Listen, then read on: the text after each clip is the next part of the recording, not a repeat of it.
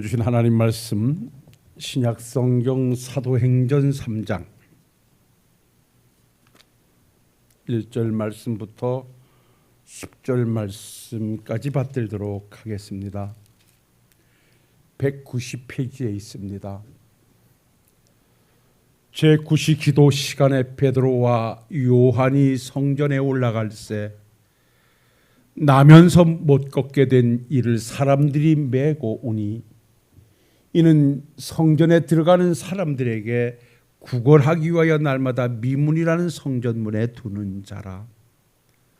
그가 베드로와 요한이 성전에 가려 함을 보고 구걸하거늘 베드로가 요한과 더불어 주목하여 이르되 우리를 보라 하니 그가 그들에게 무엇을 얻을까 하여 바라보거늘 베드로가 이르되 은과 금은 내게 없거니와 내게 있는 이것을 내게 주노니 나사렛 예수 그리스도의 이름으로 일어나 걸으라 하고 오른손을 잡아 일으키니 발과 발목이 곧 힘을 얻고 뛰어서서 걸으며 그들과 함께 성전으로 들어가면서 걷기도 하고 뛰기도 하며 하나님을 찬송하니 모든 백성이 그 걷는 것과 하나님을 찬양함을 보고 그가 본래 성전 묘문에 앉아 구걸하던 사람인 줄 알고 그에게 일어난 일로 인하여 심히 놀랍게 여기며 놀라니라. 아멘. 따라합시다. 예수 그리스도의 이름으로 일어나 걸으라. 우리는 지난 3주에 걸쳐서 기도의 중요성, 우리가 왜 기도해야 하는가, 하나님은 왜 우리에게 끊임없이 기도하라 하시는가, 그리고 기도자들을 통해서 우리는 어떠한 자세로 어떠한 믿음을 가지고 기도해야 하는가에 관한 말씀을 함께 나눴습니다. 나라를 잃어버린 민족들을 향한 에레미야 선자의 외침은 너희들 자력으로는 도저히 해방받을 길이 없으니 하나님께 눈물 흘려 부르짖으라고 외쳤던 하나님의 도움을 구하라는 기도자의 자세를 우리가 살펴보았다면, 복음을 증거하다가 귀신을 쫓아낸 일로 로마 감옥에 갇혀서 그야말로 옴싹달싹하지 못하는 절체절명의 위기에서 하나님을 찬송하고 기도의 자리를 만들어 그 자리를 기적의 현장으로 만들어내고 그곳에서 하나님의 살아 역사하심을 증거함으로 한 영혼을 주께로 인도해냈던 바울과 실라의 멋진 기도의 모습도 우리가 살펴보았고요. 우리 주님께서 불의한 재판관을 비유로 들어서 항상 기도하되 낙심하지 말고 아버지 앞에 이루어질 때까지 기도를 하는 것이라는 말씀을 지난주에 함께 은혜 속에 나누었습니다. 이제 전반부의 기도에 관한 설교는 오늘로 마무리하겠습니다.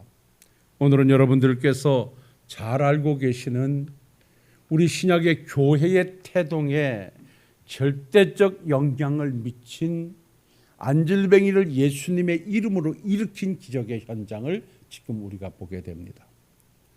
우리 주님께서 공생의 기간을 통하여 내가 십자가에 죽었다가 3일 만에 살아날 것을 말씀하셨고, 그리고 우리 주님께서는 내가 아버지께로 올라가면 너희들에게 또 다른 보혜사를 보내서 너희로 하여금 나에 대해서 알게 하고 갈 길을 가리키고 너희들과 함께해서 내가 만들어 놓은 복음의 아름다움을 땅끝까지 증거하게 하겠다고 약속하신 대로 오순절 마가다락방에 성령은 강하게 임했고, 예수님이 십자가에 돌아가시자 겁에 질러 숨어있던 자들이 성령 충만함을 받게 되자 모두가 밖으로 뛰쳐나와 복음을 증거하기 시작했습니다.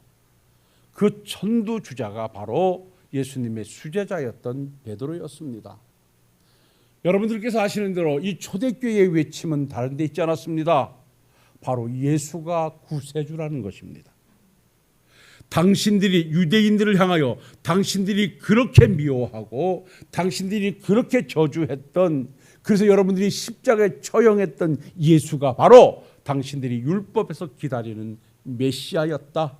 그분을 하나님께서 다시 죽은 자 가운데 살리셨고 우리는 그 일의 증인이라고 복음을 증거하기 시작하자 하나님의 강한 역사로 말미암아 하루에 3,000명, 5,000명씩 회개를 하면 주께로 돌아오는 기적이 만들어졌고 그 사도들에게는 창설 직원으로서의 능력을 허락하셨으므로 예수님과 복음 가는 능력과 기사를 행하면서 많은 백성들을 주께로 인도해냈습니다.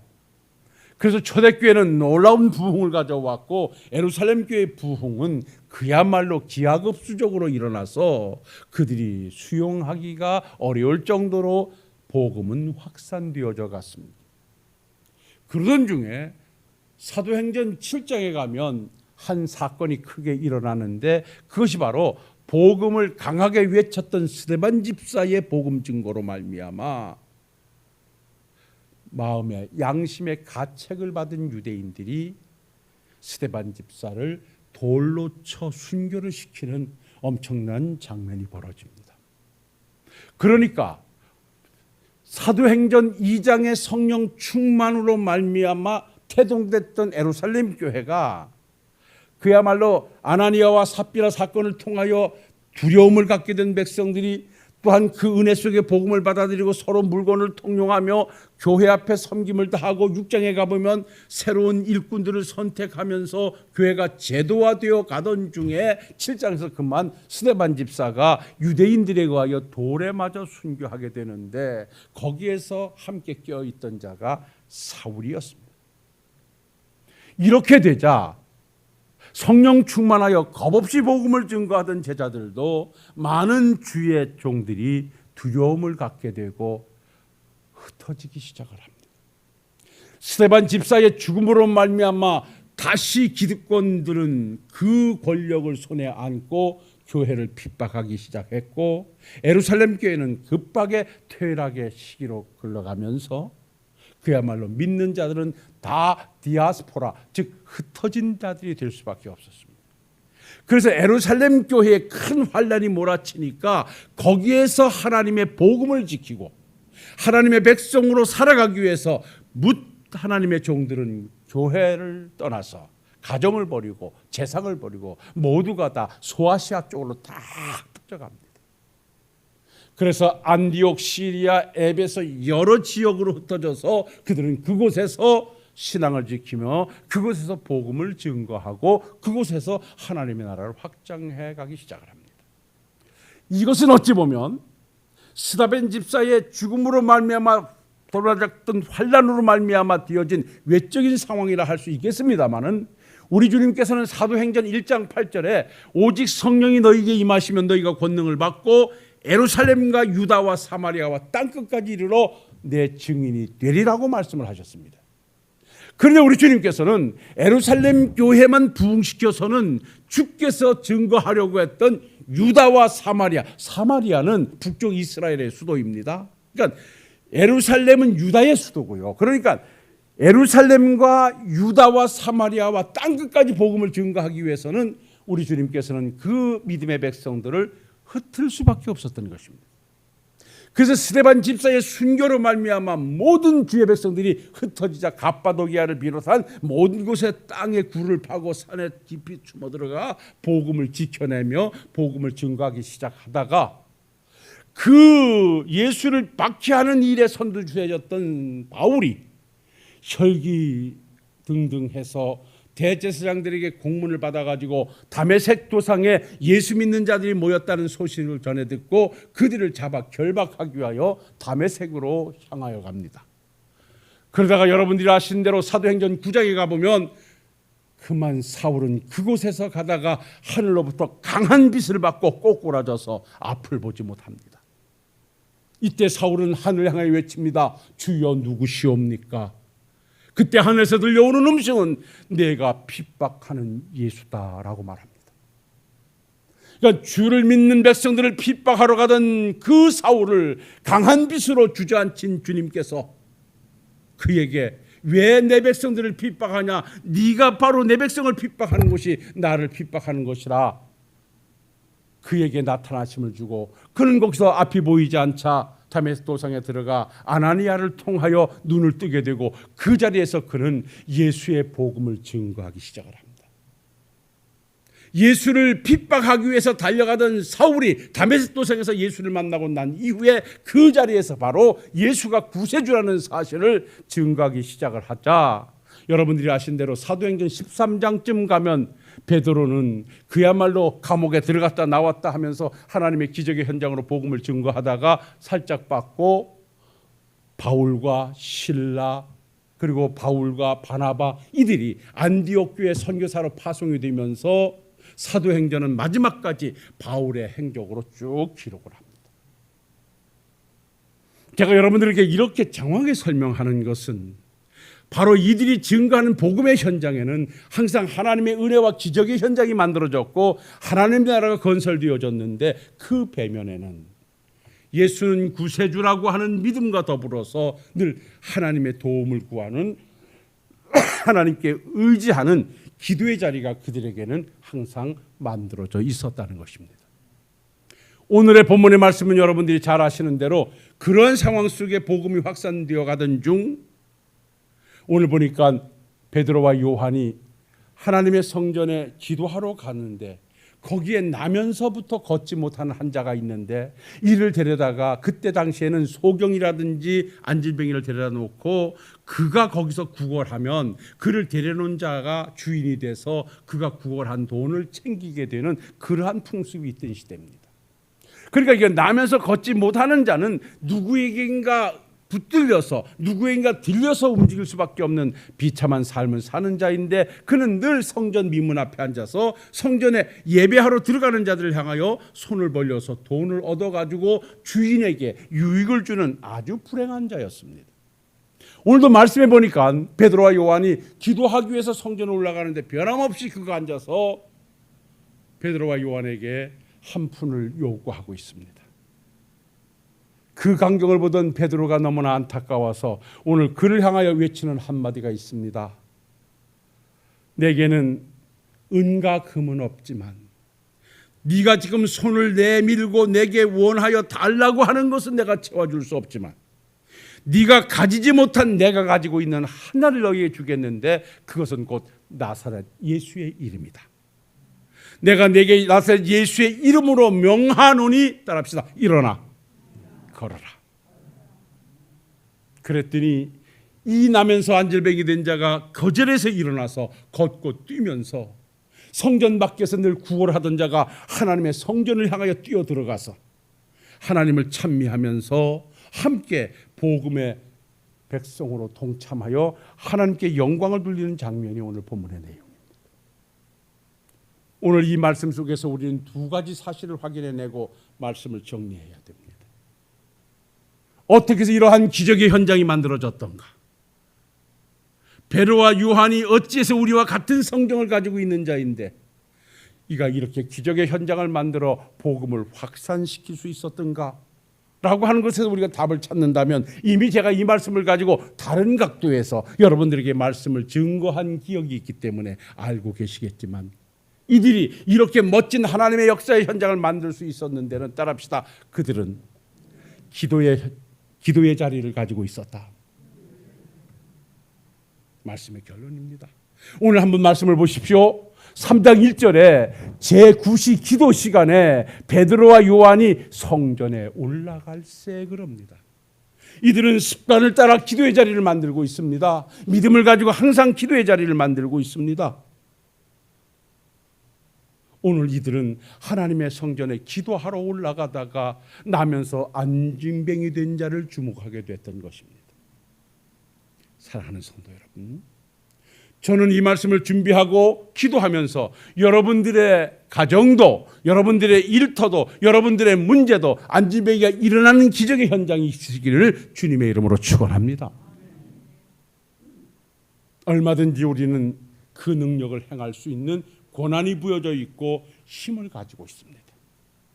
그래서 저는 몇 주에 걸쳐서 여러분들에게 그 힘을 가져오기 위해서는 하나님의 힘을 끌어와야 되니 하나님의 힘을 끌어오는 도구는 기도밖에 없다.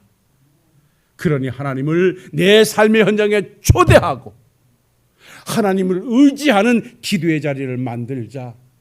눈을 떠서 시작한 기도는 저녁에 잠자리에 들 때까지 주님 앞에 기도하자. 하나님 아버지, 내가 부족합니다. 내가 연약합니다. 그러나 주님은 강하십니다. 아버지, 나는 갈 수 없습니다. 그러나 주님은 가실 수 있습니다. 나를 데려가 주십시오. 나와 동행해 주십시오. 내가 저것을 하고 싶은데 믿음이 없어서, 능력이 없어서 주저하고 있습니다. 내게 믿음을 주시고 내게 능력을 주셔서 나도 저들과 함께 걷게 해 주옵소서 라고 우리가 기도의 자리를 만들 때 그 자리는 바로 하나님이 함께하는 은혜의 자리가 될 줄로 믿습니다. 하나님을 아버지라 부르는 우리들이 가진 특권이 뭔 줄 아십니까? 하나님을 아버지라 나는 천국 백성이라 고백하는 우리가 가진 행복이 무엇인 줄 아십니까? 그것은 기도할 수 있다는 것입니다. 우리 사랑하는 성도들 모두는 기도의 응답 여부를 떠나서 항상 말씀드리지만 내가 힘들고 어려울 때 내가 기도할 수 있는, 의지할 수 있는, 기댈 수 있는 하나님이 계신다는 것 때문에 행복을 노래하실 수 있기를 주의 이름으로 축원합니다.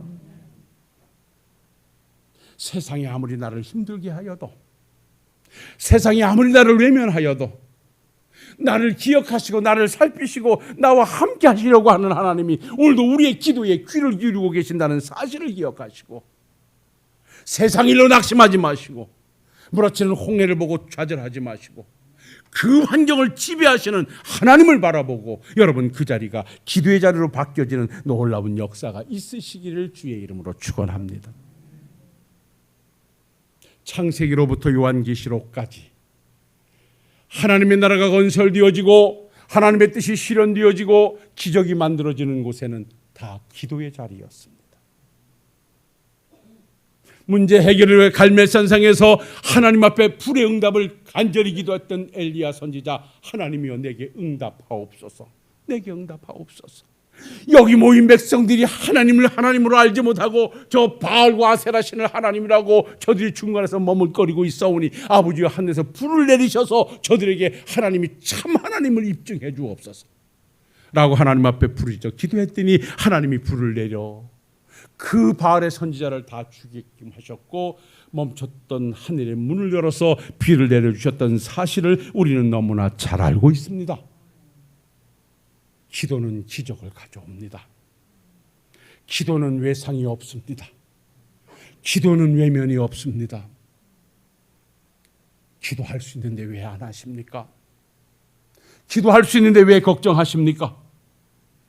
오늘 베드로와 요한은 기도의 자리를 만들기 위하여 항상 성전을 찾았고 항상 문제가 있을 때마다 주님의 도움을 구하니 주님은 그들의 일에 함께 하셔서 하나님의 역사를 나타냈다는 사실은 우리가 오늘도 내 가슴에 안아야 된다는 걸 기억하시고 여러분들이요 힘들고 어렵다고 좌절하고 낙심하기에 앞서서 세상 탓하고 하나님이 계신가 안 계신가 의심하지 마시고 나의 기도의 부재에 있다는 것을 자인하시고 다시 한번 부탁하옵나니 여러분들이 있는 그곳이 여러분들이 걸어가는 그 자리가 기도의 자리가 돼서 하나님의 기적의 현장을 만들어내시는 우리 식구들이 되시기를 주의 이름으로 축원합니다. 그러는가 하면 기도하고 있는 이들이 멋진 한 가지를 가지고 있었는데 그것은 다름 아닌 따라합시다. 그들은 예수님의 능력을 붙들고 살았다.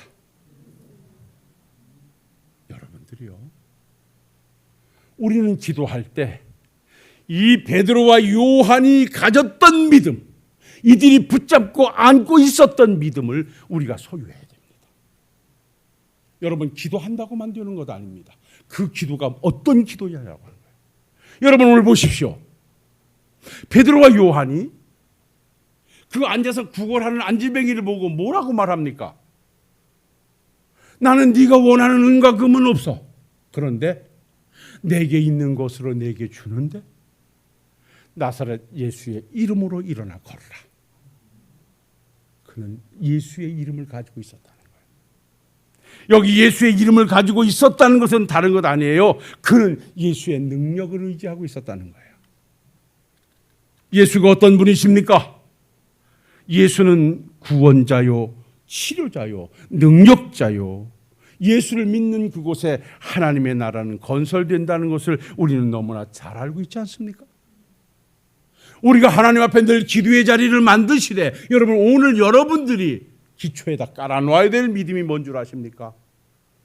주님의 능력을 붙잡는 것입니다. 하나님의 능력을 가슴에 안는 것입니다.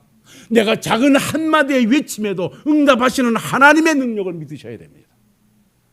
나는 할 수 없지만 홍해를 육지와 같이 건너고 만나를 내려 먹이시고 그야말로 여리고성을 하나님의 방법으로 함락시키신 능력의 하나님이 내 아버지시고 그분이 나의 기도를 듣고 계시는 분이라는 이 믿음이 여러분들에게 만들어져야만 그 자리가 능력의 자리가 되고 기적의 자리가 되고 그 자리가 응답의 자리가 될 줄로 믿습니다.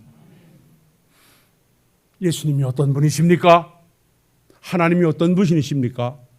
예수님의 탄생을 예언했던 이사야 선지자는 이렇게 말합니다. 이사야 9장 6절에 보면 여기 기록했나 모르겠습니다마는 한 아기가 우리에게서 낳고 한 아들을 우리에게 주신 바 되었는데 그 어깨에는 정사를 메었고 그 이름은 기묘자라 모사라 전능하신 하나님이라 영존하시는 아버지라 평강의 왕이라 할 것임이니라 그랬습니다. 예수님이 누구시라고요? 기묘자라고 합니다. 기묘자. 이 좀 간단하게 말씀드릴게요. 기묘자라고 하는 것은 사람이 할 수 없는 일을 하시는 분, 전능하신 분이라는 거죠. 내가 믿는 예수님이 어떤 분이냐? 내가 할 수 없는 일을 하시는 분이에요. 내가 할 수 없는 일이 얼마나 많습니까? 생명에 관하여서 살아가면서 부딪히는 문제도 내가 할 수 없는 것 참 많아요. 그런데 그 어떤 것도 행하시는 분이 주님이십니다.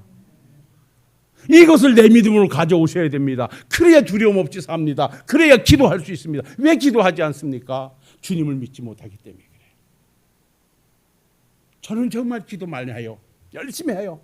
걸어가면서도 해요. 늘 말씀드리잖아요. 전기서 어떤 목사님 앞에서도 나는 기도를 나만큼 많이 하는 사람 없다고 지난 시간에 얘기했지만 항상 자부해요. 왜?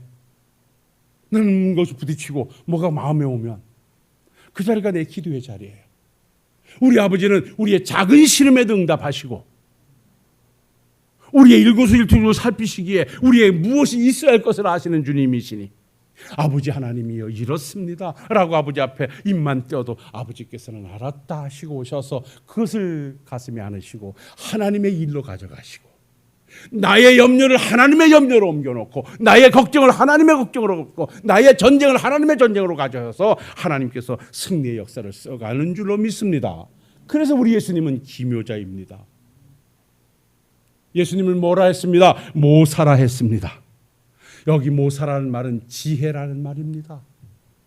우리 예수님은 모르시는 것이 없으신 분이라는 것 우리가 잘 알고 있죠. 그리고 전능하신 하나님이라 그랬습니다. 못하시는 것이 없는 분이라는 것입니다. 영존하시는 아버지라 했습니다. 이거는 예수님의 신성을 말하는 것으로 그야말로 창세서부터 마지막까지 죽지도 아니하고 스스로 존재하시며 역사를 일으키시는 하나님이시란 말입니다. 그리고 평강의 왕이라고 했습니다. 화목제물 되어 오실 분이라는 사실을 오늘도 말씀하고 있는 것입니다. 이분이 우리 주님이시고 이분이 우리의 기도를 들으시는 분이고 이분이 우리의 예배를 받으시는 분이라는 것 여러분 기억하신다면 여러분들이여 두려워하지 마십시오. 오늘 베드로와 요한은 기도의 자리를 만들 때 그냥 가서 넋두리 하는 것 아니었어요. 하소연하는 거 아니었어요.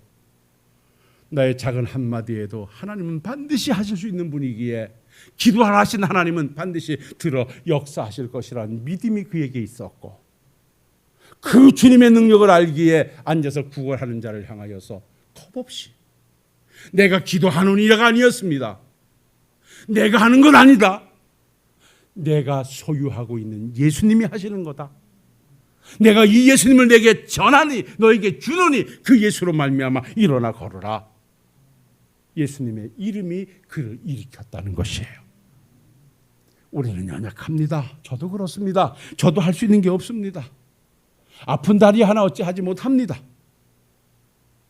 그러나 주님은 무엇이든지 못하시는 것이 없는 줄 아오니 나는 못해도 주님이 하시면 됩니다 라고 주님을 의지하고 서면 그때부터는 그 자리가 주님이 은혜의 자리가 될 줄로 믿습니다. 저는 가끔 좀 허리 같은 건강이 여의치 않을 때 참 걱정을 많이 합니다. 뭐 지금은 안 그렇습니다만은 한 시간을 버텨낼까 이럴 때도 있었습니다. 그러나 두렵지 않았던 것은 아버지, 나는 못해도 주님은 하시니 주님이 좀 붙잡아 주십시오. 어떤 때는 제가 설교를 준비를 해서 그야말로 몇 주 전부터 그렇게 살펴도 전혀 말씀이 떠오르지 않아서 두려울 때가 있습니다. 올라와서도 하나님 아버지 말씀이 기억나지 않으니 어때지요? 그때 수면 아버지가 내게 말씀을 주셔서 복음을 증거하게 하십니다. 이렇게 함께 하시는 하나님의 은혜를 체험하니 두려움이 없습니다. 사실 오늘도 제가 이 말씀을 준비된 지 오래인데 도저히 말씀이 잡히질 않아요.